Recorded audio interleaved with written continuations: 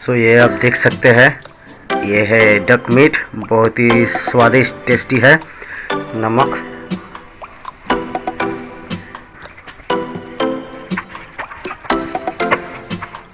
तो रेसिपी बनाने के लिए क्या क्या इंग्रेडिएंट्स चाहिए वो आप लोगों को दिखा देते हैं एक बार।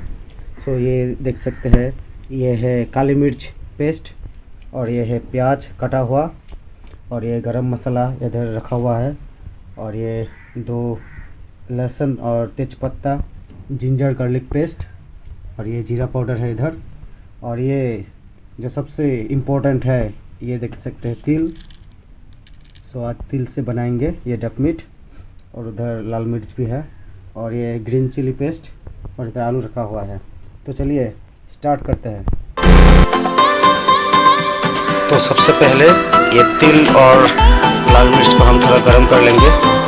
हो चुका है, ये देख सकते धुआं निकल रहा है, तो अब हम इसको पेस्ट करेंगे।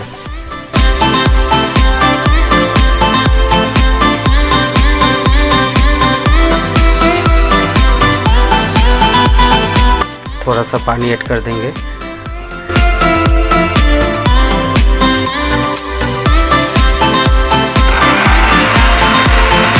सो पेस्ट रेडी है, तो आगे बढ़ते हैं। थोड़ा सा मस्टर्ड ऑयल, यहाँ पर ज़्यादा तेल नहीं चाहिए, कैसे प्याज फ्राई के लिए ही थोड़ा सा ऑयल हमने लिया है।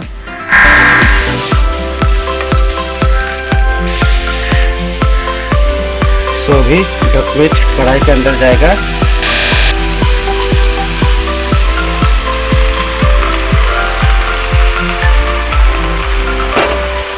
और ये डक मीट कढ़ाई के अंदर, तो अभी आप देख सकते हैं कि कढ़ाई में बिल्कुल भी ऑयल नहीं है, तो इसका जलवा हम 15 मिनट बाद देखेंगे। चलिए सिम सिम।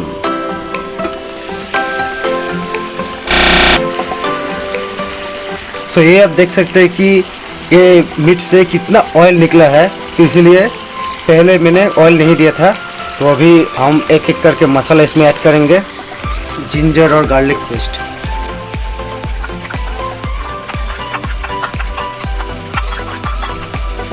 एक चम्मच जीरा पाउडर, हरी मिर्च पेस्ट,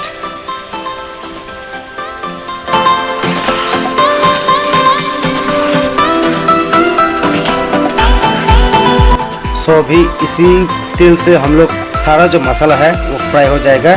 ठीक है, आप लोग डक मीट में कभी भी एक्स्ट्रा ऑयल ऐड मत कीजिए। ठीक है, तो देखा आप लोगों ने कितना ऑयल बाहर निकल चुका है।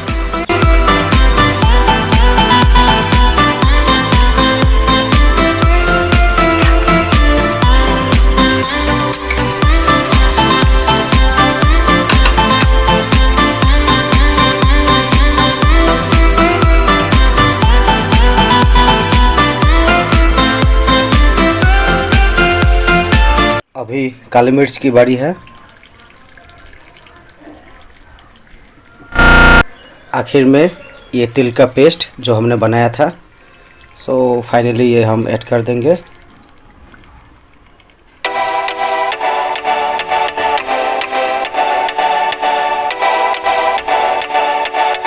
तो तिल देने के बाद अब लगभग 2-3 मिनट तक अब हम इसे पकाएंगे, फिर बाद में पानी ऐड करेंगे।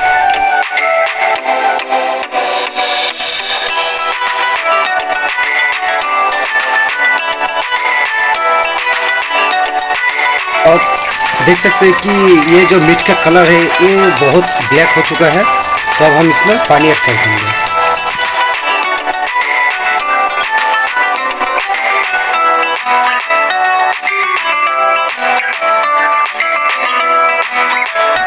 सो देखते हैं क्या हाल है।